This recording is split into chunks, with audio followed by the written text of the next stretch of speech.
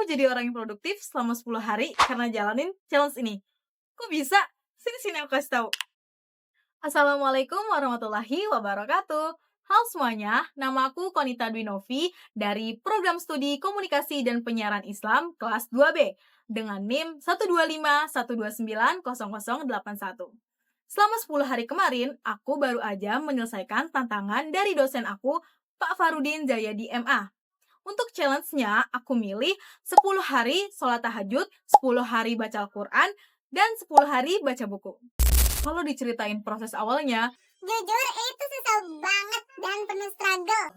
aslinya aku ini orang yang suka begadang. Biasanya karena ngerjain tugas kuliah sampai jam 1 pagi. Bahkan kalau weekend pun aku suka keterusan dummy scroll atau scroll-scroll TikTok dan Instagram sampai jam 1 pagi juga. Makanya pas awal challenge, aku harus maksain diri buat ngubah total pola tidur aku. Tapi setelah dilewatin, masuk ke hari kedua dan seterusnya sampai hari ke-10, aku jadi bisa tidur lebih awal, kayak jam 9 atau jam 10 malam, itu udah otomatis ngantuk dan langsung tidur. Banyak hal positif yang akhirnya aku rasain langsung. Yang paling utama itu Pikiran jadi terasa jauh lebih fresh tiap bangun tidur karena badannya kan dapat istirahat yang cukup ya. Terus udah gitu aku tuh jadi lebih konsentrasi gitu tiap kuliah karena ya tidurnya itu cukup. Terus karena tidurnya cepet, bangun paginya pun jadi lebih awal. Aku jadi punya waktu ekstra buat olahraga ringan dulu sebelum mulai aktivitas kuliah. Tantangan ini pelan-pelan malah ngebentuk habit baru yang baik banget di diri aku. Dampak nyatanya, waktu aku jadi nggak kebuang sia-sia lagi buat scroll sosmed sampai larut malam. Terus karena ada challenge baca buku, insight aku jadi makin nambah. Biasanya aku cuman suka baca novel romance aja gitu, kayak baca di Twitter juga. Tapi gara-gara tantangan ini, aku jadi baca buku soal personal growth, mind and behavior, sama high performance. Beberapa buku yang aku baca selama 10 hari.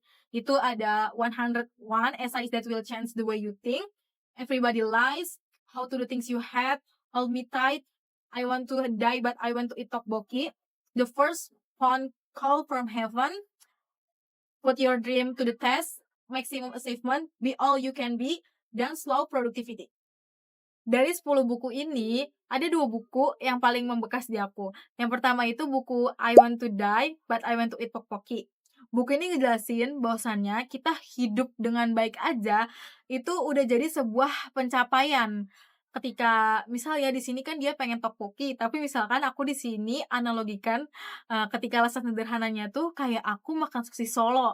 Nah, dengan makan sosis Solo itu aja tuh udah bikin aku semangat gitu buat ngejalanin hidup. Sama kayak yang ada di buku itu, ketika dia makan tteokbokki, dia tuh jadi pengen hidup lagi, jadi punya semangat untuk hidup, gitu. Buku kedua itu 101 Essays That Will Change the Way You Think. Pesan yang aku dapat adalah di balik sebuah pencapaian yang memuaskan, selalu ada penderitaan atau usaha lebih yang harus kita bayar duluan. Contohnya di sini misal aku pengen banget nih masuk ke PTN ITB. Nah, pengorbanan yang aku harus bayar atau penderitaan yang harus aku bayar duluan itu adalah jam tidur aku. Jadi ketika orang lain normalnya tidur 8 jam, aku cuma tidur 3 jam karena aku belajar. Nah, itu penderitaan yang aku harus bayar biar aku tuh bisa, menggapai impian aku buat masuk ke ITB. Biar teman-teman bisa membangun habit produktif yang sama, aku punya 3 tips simple. Yang pertama, niatin ini sebagai bentuk self-care atau peduli sama diri kita sendiri. Lalu yang kedua, ini menurut aku penting banget, kalian harus jauhin gadget minimal 30 menit sebelum tidur biar nggak kebablasan begadang. Karena kalau dari pengalaman aku sendiri, aku tuh kadang udah kayak siap-siap buat tidur, kayak sikat gigi, cuci muka, tinggal tidur doang. Terus tiba-tiba ngeliat HP di sebelah kayak, ah mau cek chat dulu ah takutnya ada yang penting gitu. Terus akhirnya apa? Akhirnya aku begadang karena keterusan buka yang lain, buka Instagram, buka TikTok, scroll-scroll keasikan sendiri, seru sendiri. Jadi ya udah akhirnya begadang, nggak jadi tidur lebih awal. Nah yang ketiga ini mulai pelan-pelan aja dulu, jangan langsung dipaksa.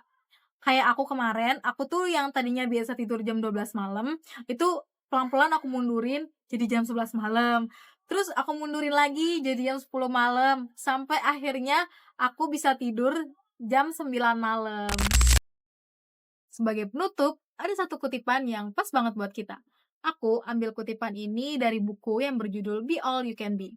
Isi kutipannya gini, semakin lama kita menunggu untuk melakukan sesuatu yang kita tahu harus kita lakukan, semakin kecil kemungkinan kita akan benar-benar melakukannya. Jadi, yuk mulai aja dari sekarang. Terima kasih banyak buat Pak Fahrudin atas challenge-nya. Aku Konta Winovi, pamit dulu. Wassalamualaikum warahmatullahi wabarakatuh. See you!